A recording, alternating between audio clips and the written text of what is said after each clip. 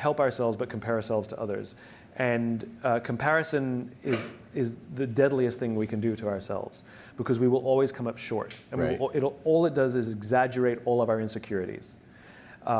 It's okay to enjoy other people's success, but you let them live their lives and you live your life. Oh, and by the way, they're curating their social media. That's not really their life. And so you're making decisions based on how you feel, based on their curated things. I know, I've talked to so many millennials. I know somebody who's out of work, really depressed, and yet she goes and does all these things so she has the appearance of this amazing, successful life. And so now she may be making those decisions based on what her friends, who knows what sort of weird, twisted, exaggerated, circle of depression this is forming. So go back to the rules of the infinite game. Your friends are there to admire. Your friends are there to say, God, I'm so happy for them. What are they doing that I can learn from? I'll give you an example. So we can all fall into this trap. So, in my business, authors and speakers and folks like us, we're all comparing ourselves to each other, and sometimes it can get silly and competitive. And there was, sometimes I go on Amazon and I check the rankings of my books to see that I still have a job. And now and then there was this one author who I hated for no reason.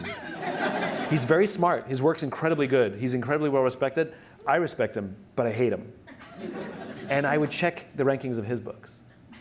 And when I was ahead, I'd be like, yes. And when he was ahead, I was like, right? It would drive me crazy. And I had this weird abstract competition. Same thing, right? Social media happened to be Amazon rankings. Right. And I would check in all the time. I'd always check in, mine, his, nobody else, just mine and his.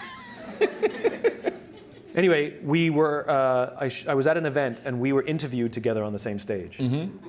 And the interviewer decided to let us introduce each other. So I went first. I had to introduce him.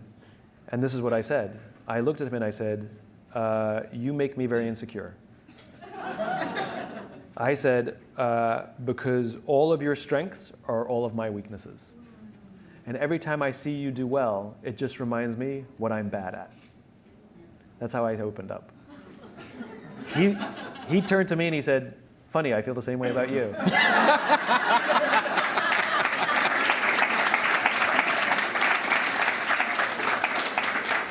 And now we love each other.